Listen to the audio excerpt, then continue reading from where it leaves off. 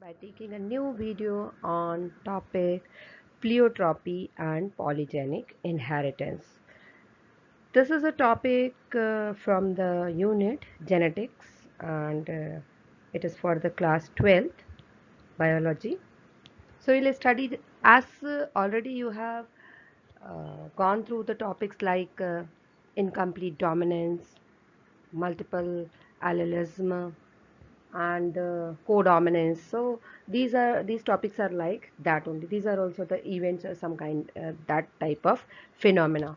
So we'll go through pleiotropy first. See, these both the things, pleiotropy and polygenic inheritance, these you will find it, these are just opposite to one another. How at the end you will find it? So first we will go through pleiotropy. So pleiotropy is a phenomena in which one gene controls many traits. Means one gene, more characters. In short, we can say. So we have the example from the pea plants only. There is a gene at and that gene controls the round and wrinkled texture. This is means we are talking of the shape of the seed.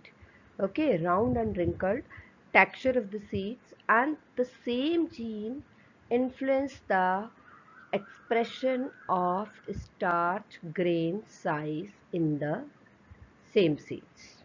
Okay, so two characters are there. See, one is round and wrinkled texture and second is starch grain size. These are the two characters or two traits, and one gene is there, means one gene more character, means we have these two traits. Okay, now if starch grain sign is considered as a phenotype, then from this angle the allele show incomplete dominance, means both the traits are there. So here we cannot say कि dominance is a autonomous feature. No. Okay. It depends on both, means gene product and production of a particular phenotype. So overall, at the end, we need to conclude one gene, more traits. Now we will go for the polygenic inheritance. This is a phenomena. This is uh, this is also studied by the Mendel in the garden pea, and there are several characters which is not having which are not so distinct in their occurrence. So such traits are called as polygenic traits. Means okay. So as they are controlled by the number of genes, so that is called as the polygenic. Means in short, more gene, one trait. Understand? Means pleiotropy is one gene, more trait. Polygenic, poly means more, genic means gene. So more gene, one trait. So in human beings there are characters or traits like skin color, height and intelligence. These are the example of the polygenic traits. Means the skin color is also controlled by the more than one gene.